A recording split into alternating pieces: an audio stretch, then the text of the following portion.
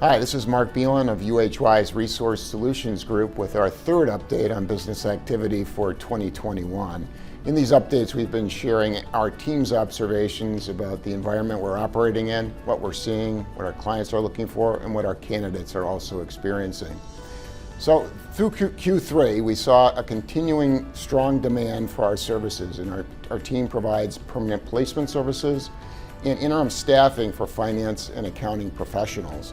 So we saw very strong demand for both of those services with our client base. We also saw some emerging services be in significant demand, and these included demand for complex resources, multidisciplinary teams to deal with complex projects that our clients have.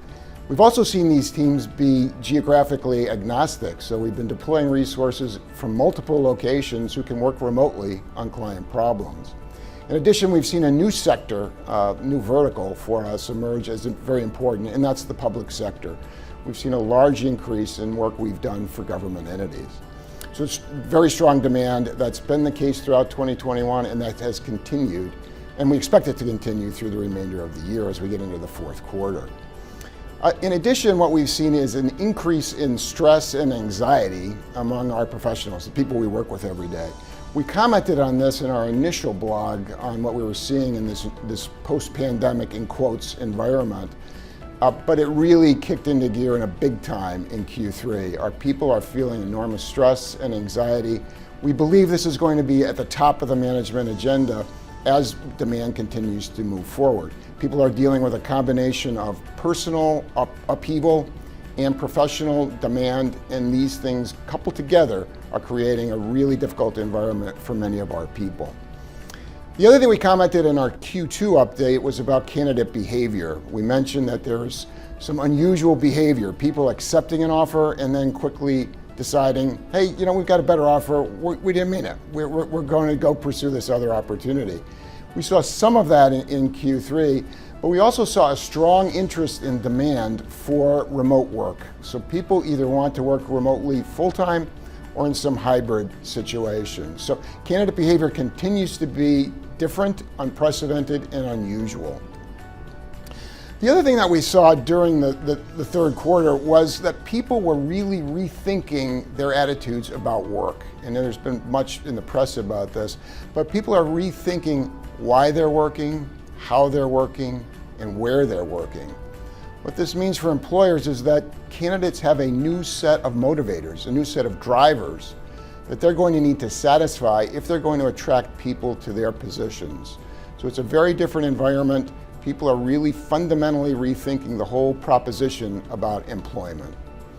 The macro environment also remained difficult in Q3 from a labor supply point of view. The October jobs report indicated that labor force participation continued to be diminished for two important sectors: women between the ages of 25 and 50,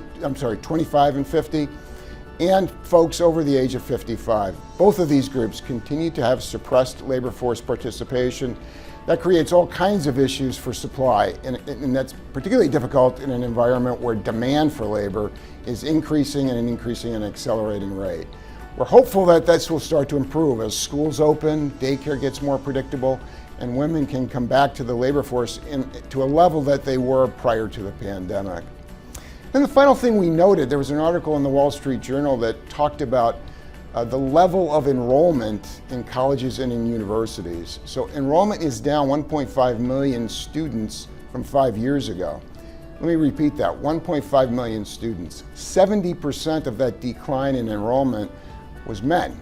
So men are not attending college and university nearly to the extent that they did previously.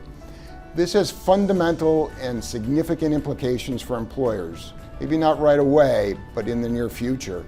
If you're not talking about how you're going to deal with this decline in talent, this pool of talent that we've all used historically, college graduates, if you're not thinking about it, talking about it, considering it, it's not part of the strategic agenda, it's time to put it right there at the top of the list.